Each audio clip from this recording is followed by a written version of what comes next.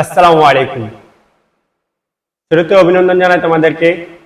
তোমরা সুন্দরভাবে তোমাদের গুরুত্বপূর্ণ এইচএসসি পরীক্ষা শেষ করেছো এবং তোমরা অনেক সিরিয়াস, যার কারণে তোমরা ভিডিওর টাইটেল দেখে কিংবা নিজেরাই সার্চ করে আমার এই ভিডিওটি দেখতে এসেছো।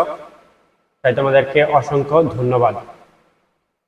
আমি আজকের ভিডিওর টপিকটা হচ্ছে এইচএসসির পর আসলে কি করা উচিত, সেই সম্পর্কে আমি নিজস্ব বাস্তব অভিজ্ঞতাগুলো শেয়ার করবো আজকে। তোমাদের সেই অভিজ্ঞতাগুলো নিজস্ব জীবনে কাজে লাগতে পারে, আবার নাও লাগতে পারে। তবে আমি আশাবাদী বেশিরভাগ জনেরই কাজে লাগবে, কারণ এগুলো বাংলাদেশের বেশিরভাগ মানুষ এগুলো ফেস করে আসে। আর আমি যেগুলো শেয়ার করছি এগুলো সম্পূর্ণ আমার নিজস্ব অভিজ্ঞতা, আমি যেগুলো এতদিন ফেস করে এসেছি। তাই এটা অন্য কারো গল্প কিংবা কারো থেকে শোনা কিছু না। তো আমি সরাসরি কথা না বাড়িয়ে আমি মূল পয়েন্টে চলে যাই। সর্বপ্রথম হলো বাংলাদেশের প্রেক্ষাপটে এইচএসসির পর আসলে কি করা উচিত। বাংলাদেশের প্রেক্ষাপট নির্ভর করে আমাদের পরিবার, বিশেষ করে আমাদের পরিবারের উপরে নির্ভর করে। গড় পাত্রা দেখা যায় এইচএসসির পরেই বিভিন্ন স্টুডেন্ট ভবিষ্যতে কি করতে চায় না চায় সেটা জানার দরকার নাই, তারা সরাসরি অ্যাডমিশনে ভর্তি হয়ে যায়। এটা হচ্ছে বাংলাদেশের কমন কালচার। আজকে আমি তোমাদেরকে শুরুতে বলবো এইচএসসির পরে তোমাদের আসলে সর্বপ্রথম করা উচিত হচ্ছে, যদি তোমার লক্ষ্য ঠিক থাকে তাহলে তুমি লক্ষ্য অনুযায়ী কাজ শুরু করে দাও। আর যদি তুমি এই বয়সে এসো এখনো লক্ষ্য ঠিক না থাকে, তাহলে আমি তোমাকে বিশেষভাবে অনুরোধ বা পরামর্শ দিচ্ছি, তুমি আসলে কি করতে চাও বা ভবিষ্যতে কি হতে চাও বা তোমার জীবনের লক্ষ্যটা আসলে কি সেটা ঠিক করো। হয়তো তোমায় অল্প কিছুক্ষণে তুমি লক্ষ্যটা ঠিক করতে পারবে না, তাহলে দরকার প্রয়োজনে তোমরা সময় নেবে, 1 দিন 2 দিন 3 দিন যাই না, তোমরা অবশ্যই যার লক্ষ্য ঠিক নেই সে সর্বপ্রথম লক্ষ্য ঠিক করবা। লক্ষ্য ঠিক করলে তোমার জীবনের 20 থেকে 30% কাজ হয়ে যাবে। আর যাদের লক্ষ্য ঠিক করা আছে তারা তো অবশ্যই এগিয়ে আছো, তাদেরকে বলবো তুমি যে লক্ষ্য ঠিক করেছো সে অনুযায়ী এগিয়ে যাও, তোমার জন্য শুভকামনা। আর যে লক্ষ্য ঠিক করো না সে লক্ষ্য ঠিক করো। বাংলাদেশে বেশিরভাগ পরিবারে দেখা যায় এইচএসসির পরে হয় কেউ বিদেশ কর্মের জন্য, কেউ বিদেশে পড়ালেখা করতে যায় বা পড়ালেখার উদ্দেশ্যে গিয়ে পার্ট টাইম জব করবো আসা যায়। বিশেষ করে ইউরোপে যারা যায় তাদের এই চিন্তা থাকে। আর যারা নেই বিভিন্ন মধ্যপ্রাচ্য কিংবা অন্য দেশে কর্মের জন্য যায় তারাও আলাদা হিসাব। আর কিছু আছে সে কি করতে চায় সে নিজেও জানে না, সবাই করছে তাই করছে, এরকমও আছে। আমার পরামর্শ হচ্ছে যার লক্ষ্য ঠিক নেই সে সর্বপ্রথম লক্ষ্য ঠিক করবে, আর যার লক্ষ্য ঠিক আছে সে লক্ষ্য অনুযায়ী এগিয়ে যাবে। আর তোমরা এতদিন পরীক্ষা দিয়েছো, যার কারণে ক্লান্তি থাকতে পারে, যার ঘুমের সংকট থাকতে পারে, যার ঘুমের সংকট আছে ক্লান্তি আছে, সে অবশ্যই তার ক্লান্তি দূর করার জন্য পর্যাপ্ত পরিমাণে বিশ্রাম করে ঘুমিয়ে নিবে কিংবা নিজের চাহিদা অনুযায়ী ঘুম দূর করে ক্লান্তি দূর করবে। আর যদি তোমরা ঘুরতে পছন্দ করো অবশ্যই কোনো কিছু চিন্তা ভাবনা না করেই পরীক্ষার শেষ মাথা ঠান্ডা তুমি এখন ঘুরতে চলে যাও, কয়েকদিনের জন্য বা 1 সপ্তাহের জন্য সুন্দর জায়গায় ঘুরে এসে তুমি তোমার মূল ফোকাসে চলে যাও। এখন আসি অ্যাডমিশন। যদি তোমার ডাক্তার কিংবা ইঞ্জিনিয়ার হওয়ার স্বপ্ন থাকে তাহলে তুমি বেশি দেরি না করে সরাসরি তুমি অ্যাডমিশনের প্রস্তুতি নিতে চলে যাও। বাংলাদেশের ভালো মেডিকেলগুলোতে কিংবা ভালো বিশ্ববিদ্যালয় বা ভালো ইঞ্জিনিয়ার বিশ্ববিদ্যালয়গুলোতে তুমি যাতে চান্স পাও সেটার জন্য প্রস্তুত হয়ে যাও। আর ডাক্তার বা ইঞ্জিনিয়ার হবা এটা যদি তোমার শুধু জাস্ট ছোটবেলার থেকে ডাক্তার হবে ইঞ্জিনিয়ার হবে এই ভাবনা নিয়ে থাকে, তাহলে আমি বলবো এটা হলে হবে না। তোমার অবশ্যই ডাক্তার বা ইঞ্জিনিয়ার হওয়ার জন্য যে পরিশ্রম করার প্রয়োজন বা মেন্টালিটি থাকা দরকার তা অবশ্যই থাকতে হবে এবং সেই অনুযায়ী পরিশ্রম করতে হবে। আর যদি গড়পাত্তা তুমি ডাক্তার হবো ইঞ্জিনিয়ার হবো এইভাবে ভেবে থাকো তাহলে তুমি ভুলের সাগরে আছো। তুমি ভুল থেকে ফিরে আসো এবং তুমি আসল যেটা তোমার দ্বারা হবে সেটাতে মনোযোগ দাও। বাংলাদেশের বেশিরভাগ সময় দেখা যায় যারা এইচএসসি দেয় এরপরে তারা ঘোরাঘুরি করে, কেউ খুব মনোযোগ দিয়ে অ্যাডমিশনের জন্য প্রস্তুতি নেয়, মানে ভালো বিশ্ববিদ্যালয় মেডিকেল বা ইঞ্জিনিয়ার বিশ্ববিদ্যালয়গুলোতে চান্স পাওয়ার জন্য সর্বোচ্চ চেষ্টা করে। আবার কেউ আছে কোনো প্রস্তুতি নেই কিংবা নাম মাত্রে কোনো অ্যাডমিশনে ভর্তি হয়ে থাকে, সময় নষ্ট করে, এরপর অ্যাডমিশনে তো চান্স পাবে না কারণ সে তো মনোযোগী ছিল না। এরপরে সে হতাশ হয়ে যায় যে আমি কি করব না করবো এটা নিয়ে। তাদের উদ্দেশ্যে আমি বলছি যে আসলে তুমি আসলে কি রকম স্টুডেন্ট তুমি নিজে ভালো জানো। তোমার থেকে ভালো এই পৃথিবীতে আর কেউ জানে না তুমি কি আসলে ভবিষ্যতে ডাক্তার কিংবা ইঞ্জিনিয়ার হওয়ার সক্ষমতা রাখো কিনা, এটা তুমি নিজে ভালো জানো। বা তুমি কলেজ থাকা অবস্থায়, পরীক্ষা দেওয়া অবস্থায়, পড়ালেখা করা অবস্থায় তুমি নিজেকে নিজে বুঝতে পেরেছো যে তোমার আসলে মেধা কতটুকু বা তোমাদেরকে দিয়ে শিক্ষা কতটুকু আগাবে। অনেকে বাবা মায়ের ভয়ে মিথ্যার আশ্রয় নেওয়া বা বাবা মার সন্তুষ্ট করার জন্য যেটা তোমার দ্বারা হবে না সেটাও তুমি করতে যাও। আমার সর্বপ্রথম পরামর্শ, যদি তোমার বিশ্বাস থাকে আর কনফিডেন্স থাকে, তুমি ডাক্তার কিংবা ইঞ্জিনিয়ার হতে চাও বা তুমি অ্যাডমিশনে প্রস্তুতি নিলে তোমার ভালো প্রস্তুতি নিলে তোমার চান্স পাওয়ার সম্ভাবনা বেশি, আর সম্ভাবনা মানে চান্স না পেলেও কাছাকাছি যেতে পারো, তাহলে অবশ্যই তুমি দেরি না করেই তুমি ঢাকার বা তোমার যে শহরে আছো সেই শহরের ভালো অ্যাডমিশন সেন্টারগুলোতে ভর্তি হয়ে যাও। ভর্তি হয়ে তুমি তোমার নিজস্ব আত্মবিশ্বাস ও পরিশ্রমের মাধ্যমে তুমি এগিয়ে যাও এবং ভালোভাবে পরীক্ষা দিয়ে ভালো মেডিকেল বা ভালো বিশ্ববিদ্যালয়গুলোতে ভর্তি হওয়ার চেষ্টা করো। আর আমি অ্যাডমিশনের কথা বলছি কারণ অ্যাডমিশন আসলে অনেক কিছু হেল্প করে, কারণ অ্যাডমিশন যারা নেয় তারা বেশিরভাগই পূর্বের বিশ্ববিদ্যালয়ের শিক্ষক হতে, যেগুলোতে তুমি ভর্তি হতে চাও সেই সব বিশ্ববিদ্যালয়ের বড় বাইরে থাকে, তারাই সরাসরি তোমাকে ভালো অভিজ্ঞতা দিতে পারবে। তুমি নিজে একা একা নিলেও প্রস্তুতি নেওয়া যায়, তবে 100% গোছানো প্রস্তুতি নেওয়া যায় না। আর যদি তুমি হয়ে থাকো যে তুমি জানো তুমি টিকবে না, কিন্তু বাবা মায়ের সন্তুষ্ট করার জন্য তুমি ভর্তি হয়েছো, তাহলে তোমাকে আমি পরামর্শ দিব তুমি তোমার বাবা মাকে বলবে তারা যাতে শুধু শুধু তোমাকে নিয়ে সময় নষ্ট না করে বা অর্থ নষ্ট না করে তুমি আসলে যেটা করতে পারবে সেটাই মনোযোগ দেয়। অনেকে আছে সে নিজেও জানে তার মেধা ঠিক নেই বা সে অ্যাডমিশনে ভালো করবে না, সে নিজের প্রতি নিজে কনফিডেন্স, যদি কোনো স্টুডেন্ট নিজের প্রতি কনফিডেন্স থাকে যে সে ভালো করবে না, তাহলে সে 100% ভালো করবে না, কারণ তার কনফিডেন্সে নাই। হয়তো দুই একজনে লটারির মতো ভাগ্যক্রমে টিকে যেতে পারে, তাও অনেক সম্ভাবনা খুব কমে থাকে, কিন্তু বেশিরভাগে ফেল করবে কারণ সে তো নিজের প্রতি কনফিডেন্স নেই। যার কনফিডেন্স নেই সে শুধু শুধু অ্যাডমিশনে গিয়ে বা অ্যাডমিশনের উসিলা এদিক ওদিক করে সময় নষ্ট করার কোনো মানে হয় না। এই অভিজ্ঞতাটা আমি নিজের থেকে দিচ্ছি, কারণ আমি নিজেও জানতাম আমি অ্যাডমিশনে ভালো করবো না বা আমি চেষ্টাও করিনি, কিন্তু বাবা মা ভর্তি হতে বলেছে বা পরিবার ভর্তি হতে বলেছে, সেই হিসাবে আমি ভর্তি হয়েছি। সেটা আমি এক ধরনের পরিবারের সাথে প্রতারণা করেছি, এটার জন্য আমি পরিবারের কাছে অত্যন্ত দুঃখিত। আমি এখন বুঝতে পারছি তখন এটা না করলে পারতাম, কিন্তু আমি তখন যদি এটা না করতাম পরিবারে আমাকে অন্যরকম ভাবে মেন্টাল প্রেশার দিত, তারা মানতো না। সেই হিসাবে আমি জাস্ট অ্যাডমিশনে ভর্তি হয়েছি, কিন্তু ঠিকমতো প্রস্তুতি নিইনি। কিন্তু তোমরা সেম একই কাজ করো না, কারণ আমি তোমাদের সেটা বলে দিচ্ছি, কারণ এটা করে আসলে কোনো ফায়দা নেই, এটা সময় নষ্ট ছাড়া কিছু না। যদি তোমার দ্বারা অ্যাডমিশন না হয়ে থাকে তাহলে তোমার প্রয়োজন নেই।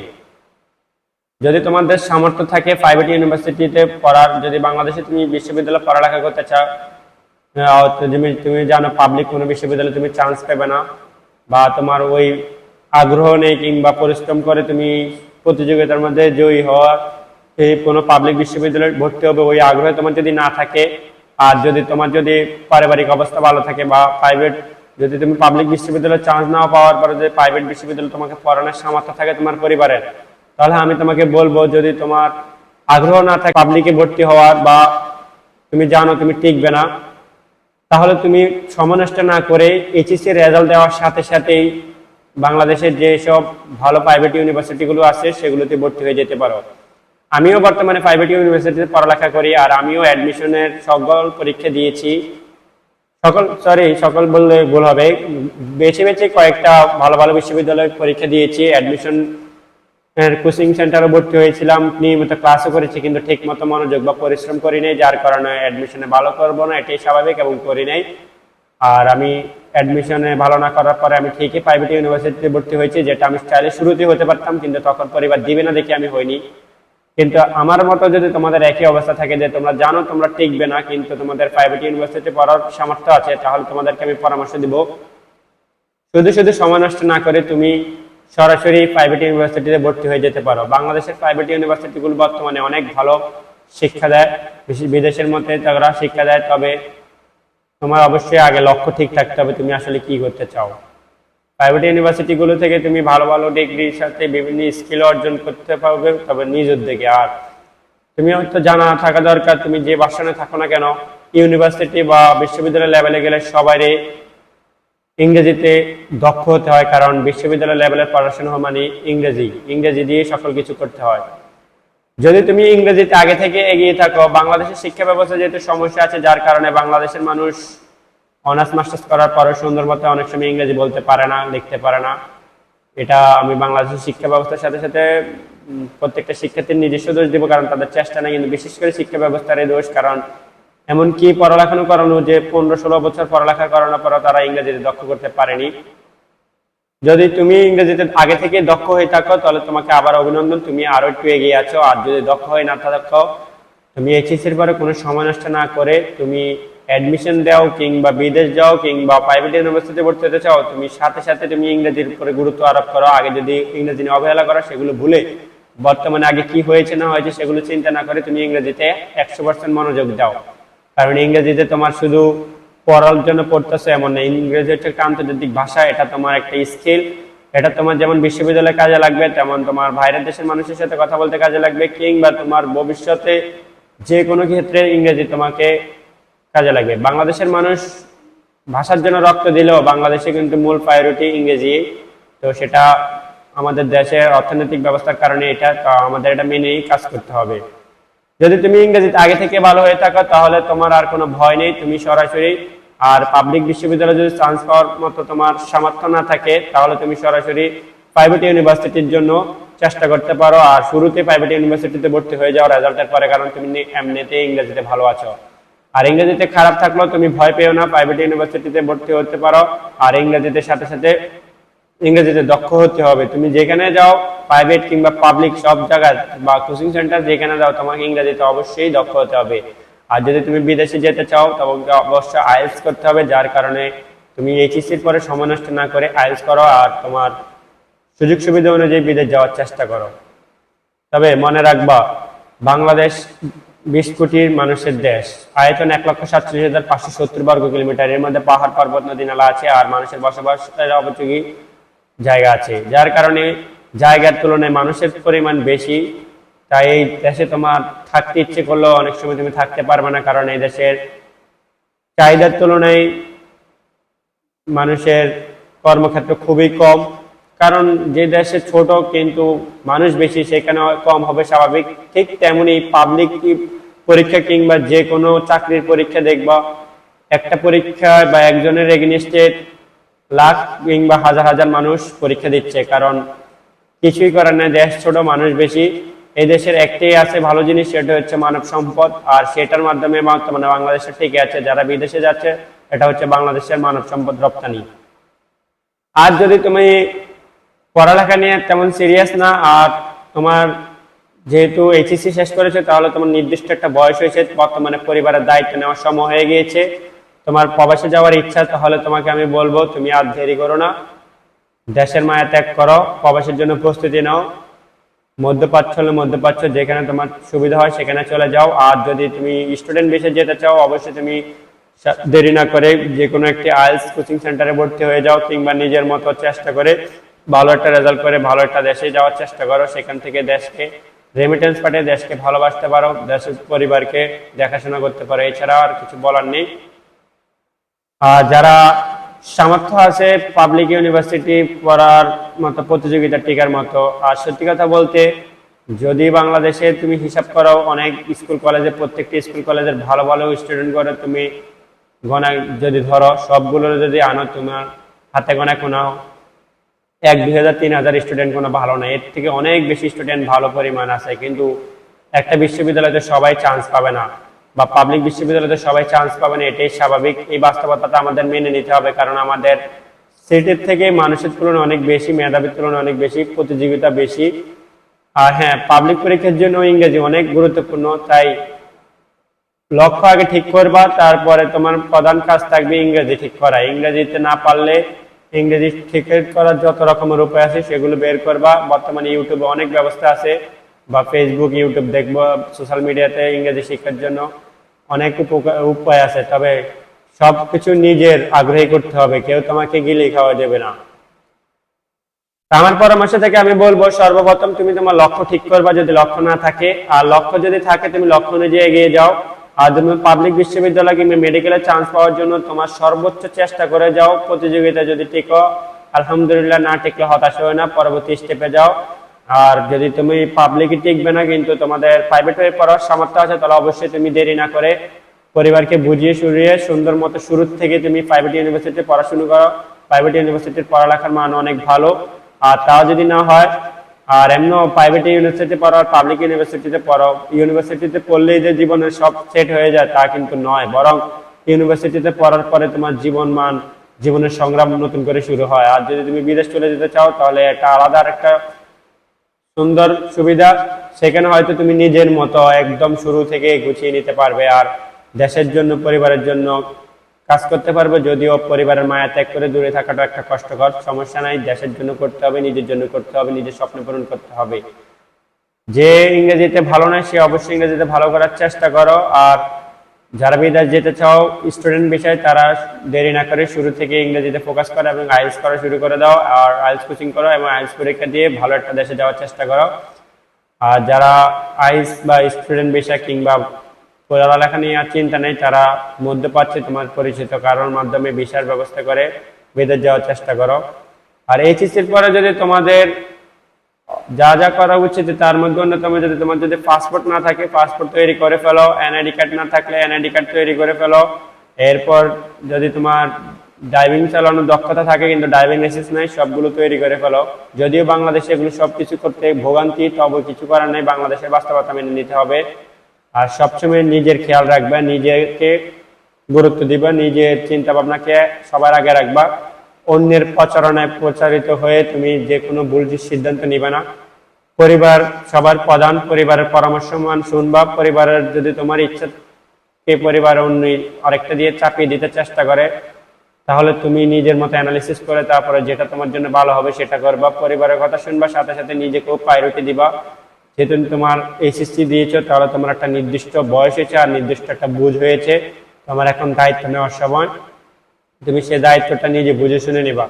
আর বর্তমানে তোমরা যদি কোনো সমস্যা ফেস করো, তার জন্য বর্তমানে একটা ভালো সুবিধা আছে চ্যাট জিপিটি। সেটা তোমাদেরকে বিভিন্নভাবে হেল্প করবে তোমাদের লক্ষ্য ঠিক করতে, কিংবা তুমি কি চাও বা কি করা উচিত না করা উচিত, তোমরা চাইলে চ্যাট জিপিটির সাথে আলাপ আলোচনা করতে পারো। বর্তমানে অনেকে এই প্রযুক্তি এসেছে, অবশ্যই যোগের সাথে সাথে প্রযুক্তির ব্যবহার করতে হবে, তো তোমরা সেদিকে এগিয়ে যাও। আর আমি নিজস্ব অভিজ্ঞতা থেকে এগুলো বলেছি, যদি আমার কোনো ভুল ত্রুটি থাকে অবশ্যই ক্ষমা করে দিও। আর যদি আরো কিছু জানতে ইচ্ছে হয় তোমরা অবশ্যই আমার কমেন্ট বক্সে জানাবা।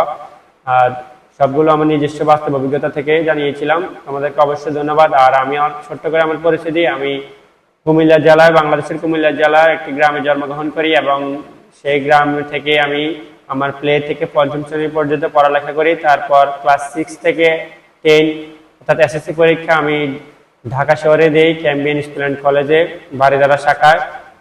আমি বিজ্ঞান বিভাগে ছিলাম এসএসসি পরীক্ষার সময়। এরপর আমার নিজস্ব অভিজ্ঞতা বা বাস্তবতার সাথে আমি খাপ খাওয়াতে পারিনি দেখে নিজের ইচ্ছে অনুসারে আমি বিভাগ পরিবর্তন করে আমি চলে যাই ব্যবসা বিভাগে। এবং কলেজ লাইফ অর্থাৎ একাদশ ও দ্বাদশ শ্রেণী আমি পড়ালেখা করি বিএফ শাইন কলেজ কুর্মিটোলা, সেখান থেকে আমি এইচএসসি শেষ করি। তারপর আমি বাংলাদেশের গড় কমন মানুষের মতেই পরিবারকে সন্তুষ্ট করার জন্য অ্যাডমিশনের জন্য ফার্ম গেট ভর্তি হই এবং গড় পড়তা কোনো সিরিয়াস ছিলাম না, তবে অ্যাডমিশনের ভর্তি হয়ে সেখানে নিয়মিত ক্লাস করি। কিন্তু ক্লাস করলেও আমার মন পড়ালেখার প্রতি সিরিয়াস ছিল না, বা পাবলিক বিশ্ববিদ্যালয় কি কেন ভর্তি হবে তার সম্পর্কে আমার কোনো আইডিয়া ছিল না, যার কারণে আমি সেখানে এক প্রকার সময় নষ্ট করেছি। এবং মোটামুটি কয়েকটা বিশ্ববিদ্যালয়, ঢাকা বিশ্ববিদ্যালয়, জগন্নাথ জাহাঙ্গীর, গুচ্ছ পরীক্ষার জন্য নোয়াখালী বিজ্ঞান ও প্রযুক্তি বিশ্ববিদ্যালয় আর ন্যাশনাল, মোটামুটি সবগুলোতে পরীক্ষা দিয়েছি। ন্যাশনাল আমার কুমিল্লা ভিক্টোরিয়াতে ছিল, আমার পছন্দের সাবজেক্টে পেয়েছি, তবে সেখানে ভর্তি হয়নি। আর বাকিগুলোতে পাস করেছি, অনেকগুলোতে ফেলও করেছি, তবে কাঙ্ক্ষিত ফলাফল আসেনি, যার কারণে কোনোটাতে ভর্তি হয়নি। আর বলেছিলাম যে শুরু থেকে আমার কোনো লক্ষ্য ঠিক ছিল না, লক্ষ্য ছিল না দেখে আমি আর পিছিয়ে গিয়েছিলাম। সর্বশেষে আমি আইইউবি অর্থাৎ ইন্ডিপেন্ডেন্ট ইউনিভার্সিটি অফ বাংলাদেশে ভর্তি হই এবং বর্তমানে আমি সেখানে পড়ালেখা করছি। আর সেখানেও আমি প্রথম বিশ্ববিদ্যালয় বা প্রাইভেট বিশ্ববিদ্যালয় কি বুঝতাম না, তবে ভর্তি হয়ে যাই। 2 সেমিস্টার করার পর অনেক কিছু বুঝেছি, তারপরে নিজের পরিস্থিতি অনুযায়ী, নিজের চিন্তা অনুযায়ী আমি আবার সেমিস্টার গ্যাপও দিয়েছি, সেটার আলাপ আরেকদিন বলবো। আর বর্তমানে আমি আইইবিতে ইন্টারন্যাশনাল বিজনেস নিয়ে পড়ালেখা করি। আর আমার স্বপ্ন হচ্ছে আমি ব্যবসায়ী হব, উদ্যোক্তা হব। আর কন্টেন্ট ক্রিয়েশন আমি নিজের শখের থেকে করি। তো যদি কোনো কিছু জানার প্রয়োজন হয় অবশ্যই আমাকে কমেন্টে জানাবা, আমি যখন সুযোগ পাবো ইনশাল্লাহ তোমাদেরকে উত্তর দিব। আমার কোনো কিছু ভুল ত্রুটি হলে ক্ষমা করে দিবা। ধন্যবাদ। আসসালামু আলাইকুম। আল্লাহ হাফেজ।